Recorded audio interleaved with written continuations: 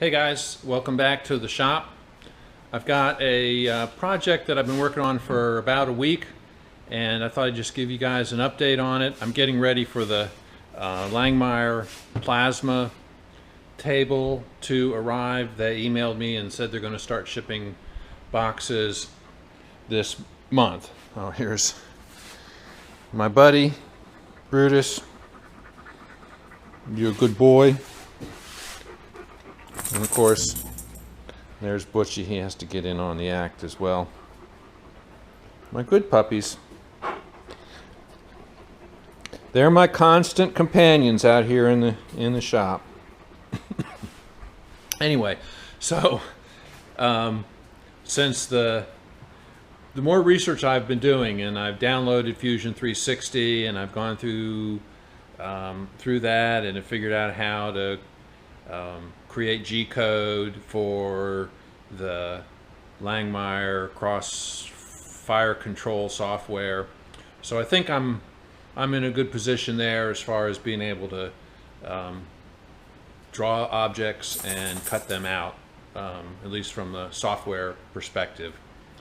But the one thing that I realized in my research is that my air compressor, my air system, is, if not inadequate, I mean marginal for driving the plasma cutter. So the plasma cutter needs 6 or 8 SCFM at 90 psi, and my air compressor that I've had in this shop and in previous shops for 35 years, I'm going to say I bought it in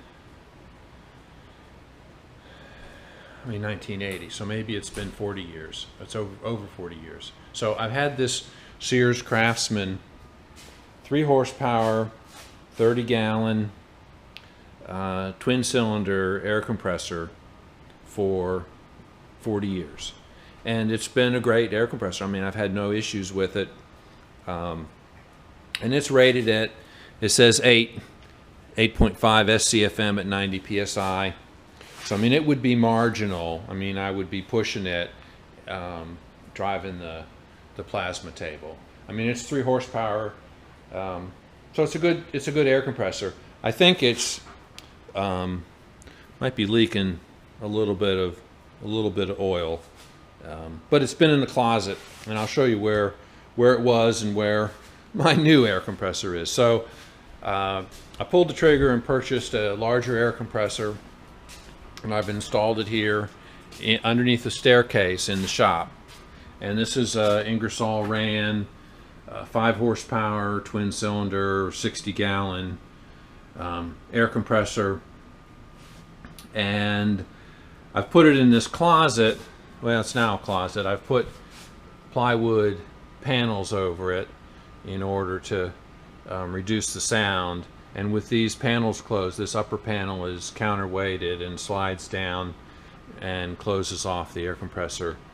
That reduces the sound in the shop by 10 dB, at least according to the app on my smartphone.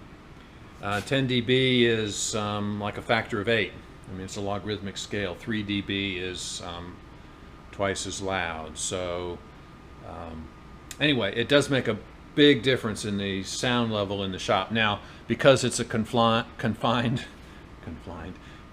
space, you know, I can't run it continuously in there, and certainly probably can't run the plasma cutter for any period of time with this door closed. Though it is, the back of this closet is open to the underside of the staircase.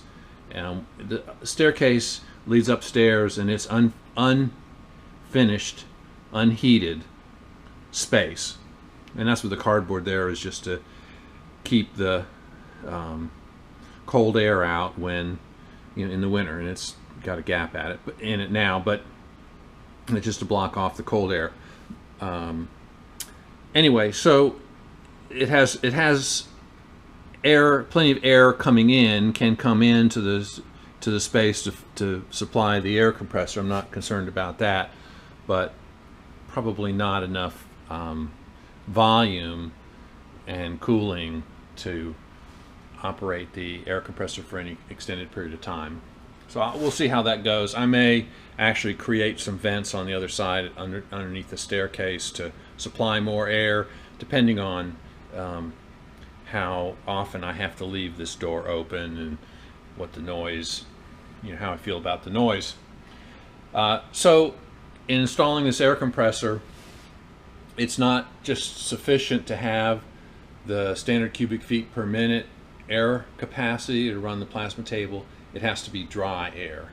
And as you know, when you compress air, it has less capacity to hold moisture. So, if you just run it into this tank, the water accumulates, moisture accumulates at the bottom of the tank. You have to drain it off, or, eventually you can rust through your tank. So you need to take care of that. In order to run the plasma table, you need dry air, and just pumping it into the tank and pumping it to the plasma table is not enough. So I've done a couple things, and right now it's a work in progress, but I'll show you what I've done so far. So I've run air hose from the output of the piston pump and to radiator. Now this is actually a hydraulic cooler that I purchased for another project and never used, but it's basically a radiator. I've got a 10-inch fan on order that will run and cool this. It'll run when the compressor's running. Coming off the bottom of so the compressed air goes in the top. Coming off the bottom will be a moisture separator, because that's where you're going to get water. Water will come out of here. So you definitely have moisture coming out of here at this point. And then this hose goes back to the tank. All right. And then from the pressure regulator, hose comes off that and comes out to this filter array. And this was inexpensive. We'll see how it works. But it's got a moisture separator and a filter, and it's supposed to have a little desiccant dryer, but I don't think the desiccant in here, if you fill this with desiccant, would last very long at all. Even after the cooler here, which will extract a lot of the moisture, I don't think this would last very long. So, but it comes out of here into a manifold, which can go to multiple sources. So the last item I'm waiting for, besides the fan moisture separator, is a refrigerated air dryer. So I purchased a refrigerated air dryer, and from my favorite place, Northern Tool. I like Northern Tool because, and that's no sponsorship or anything, but I get free shipping and discounts. I'm an Advantage member. So I live in a rural area. I'm 100 miles from a Northern Tool store. I actually got the air compressor at a Tractor Supply. There is a Tractor Supply nearby, but Northern Tool is 100 miles away. So I mail order a lot of stuff, and so anyway, I ordered a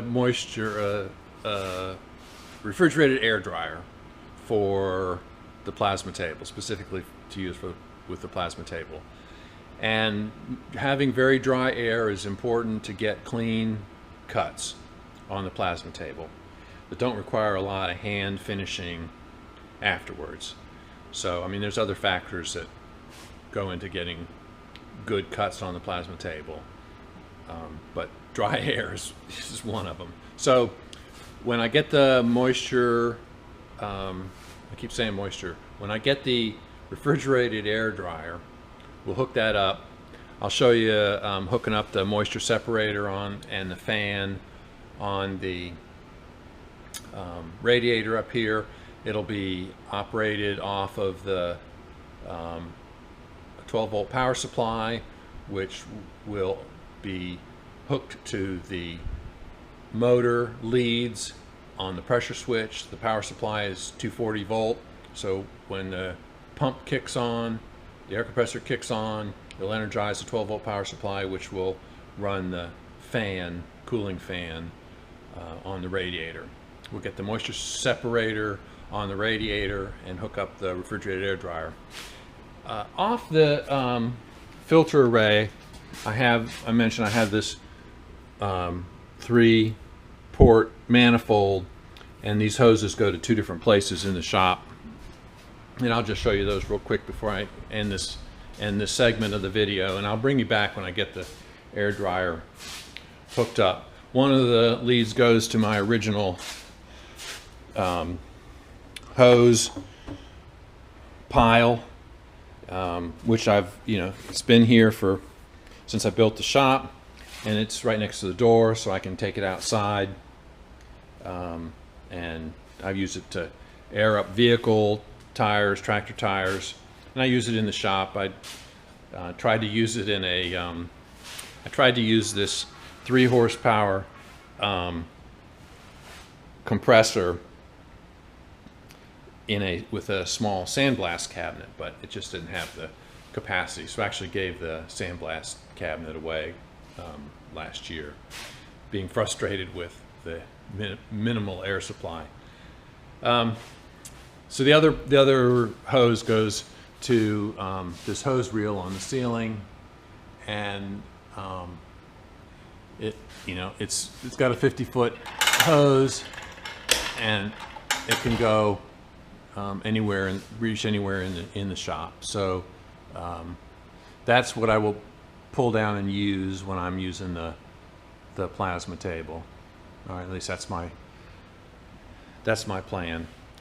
That can also be run over to the mill for the mist cooler, or anything else I need. Obviously need to use it in the shop. Okay, so that's it for this segment. I'll bring you back when I get the refrigerated air dryer, and we'll finish hooking the system up, see how it works. All right, guys, I've made some more progress on my air compressor install, and I'll show you what I've done here over the past day. I've added a remote start-stop switch, so I don't have to open, and you can see I have my sound enclosure closed for the air compressor. You can see the air compressor is inside. All right, so I've installed this start-stop switch, and I've installed the moisture separator on the output of the cooler. Now, I still haven't gotten the fan installed, and my refrigerated air dryer is supposed to arrive tomorrow. But I thought I'd just show you what I've done here so far. So this starts and stops the air compressor, and what I'm going to do is I'm going to go ahead and start it and then show you how much moisture is collected in the moisture separator, filter moisture separator here. So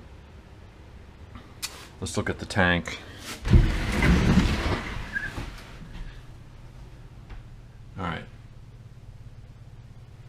Tank pressure is about 50 psi. So we won't be filling the entire tank. It's been turned off, so we'll go ahead and turn it on. We'll watch see if I can get you to see the moisture accumulating in here.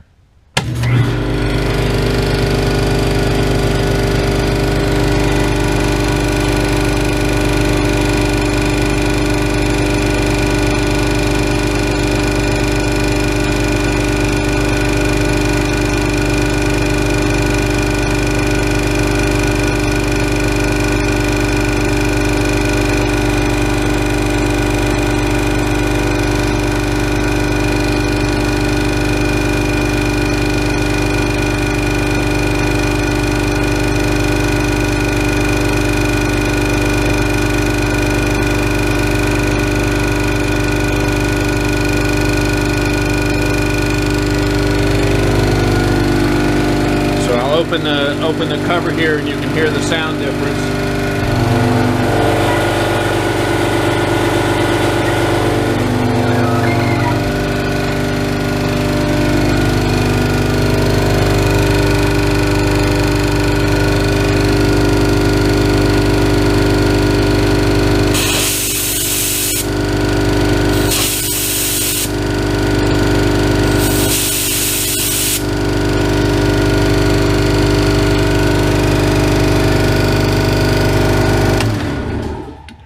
right, so I do need to put a hose on here to direct the moisture to a jug or something on the floor.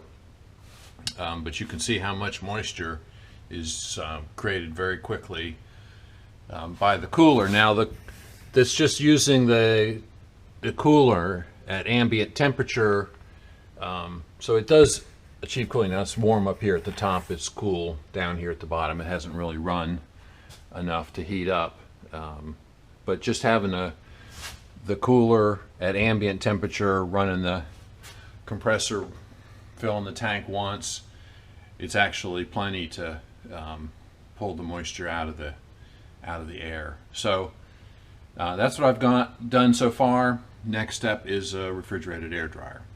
All right, I'll bring you back when I've got that working. I'm continuing to work on my air system for the plasma table, and I just finished installing an automatic drain valve for the tank. And this is a little electronic valve. I bought it on eBay. I don't remember what it was. I don't know, 20 bucks or something, 25 bucks. So the bottom of my tank has a 1/4 inch pipe thread drain valve. It came with that. So I removed that and installed a street elbow and a piece of 1/4 inch nipple, a shut-off valve, a little ball valve, and then brought it out to the 1/2 inch pipe thread, which is needed for the drain valve. I've got the drain valve installed here. Let me get a flashlight so you can see it. All right. So this is the automated drain valve. It's got its own shut-off valve down there, the blue handle, and then it's got this solenoid which has a timer on it, and you can change it from, there we go, you can change the timer, the amount of time that it's open, from 1/2 second to 5 or 6 seconds, and you can change the time, the duration between release operations from 1/2 minute to 45 minutes. So I've got it set on 1/2 second every 45 minutes. So that should blow any moisture that gets into the tank out. And I'll show you how it works here. I'll hit the test button.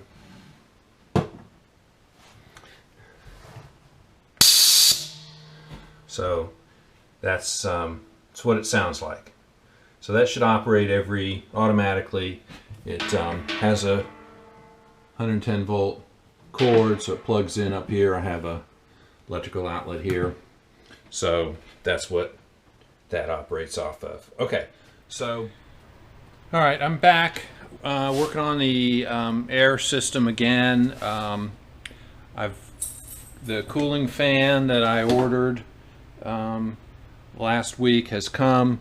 So this is a 12 volt 10 inch diameter cooling fan, and it's going to mount on the cooler, something like that. And I'm waiting for the power supply. So I have a 240 volt power supply to supply the 12 volts, and that'll be wired into the motor's lead. So whenever the motor kicks on, the fan will run to cool the radiator. All right, guys, I'm finishing up the installation of the air compressor for the plasma table, which has started to ship. I've received 2 boxes so far. I think there's a 3rd one in transit. So I'm starting to get the parts for the Langmuir Crossfire Pro.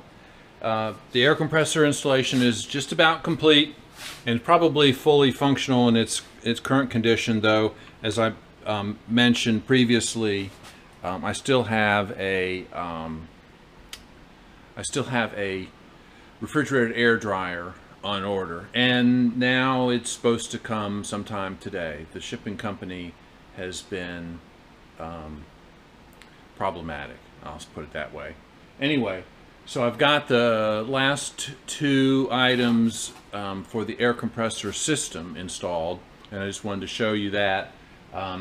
I've got a power supply, and this is a 12 volt, 100 watt power supply that takes a 240 volt input with a 12 volt output, and the input is wired in the power box to the motor leads. So when the pressure switch kicks on the motor, it energizes the power supply, and the 12 volt power goes up to the fan. I mounted the fan on the radiator, just a couple of screws to some blocking behind it, so that holds it pretty firmly in place. I think it'll be fine like that. And I'll go ahead and turn the air compressor on, and you can see the fan turn on.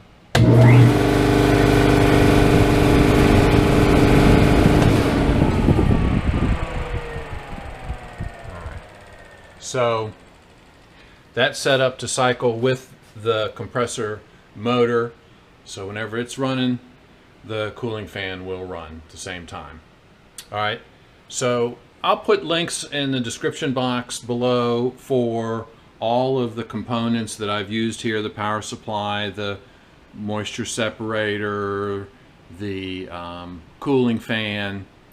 The radiator is actually, as I mentioned, I think I mentioned earlier that it's a hydraulic fluid cooler that I bought for a different project.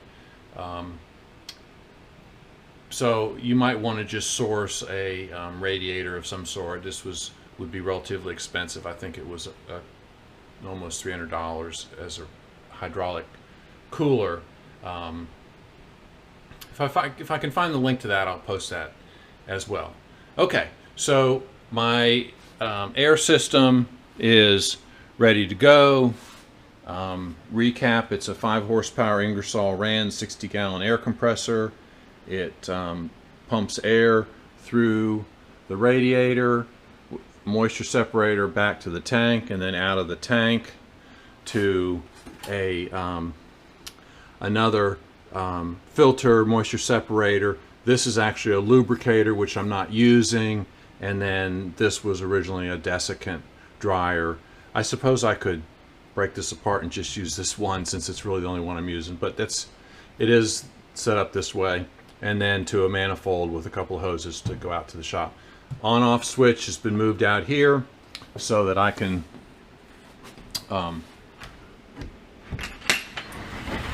close my sound shield, which will reduce the amount of noise in the shop substantially, though I can't run it continuously with it closed like that. So but for occasional use, that sound shield will help a lot. Okay, I'm going to end the video here. I think the refrigerated air dryer will be, I'll cover that in the Langmuir plasma table setup. We'll look at how the refrigerated air dryer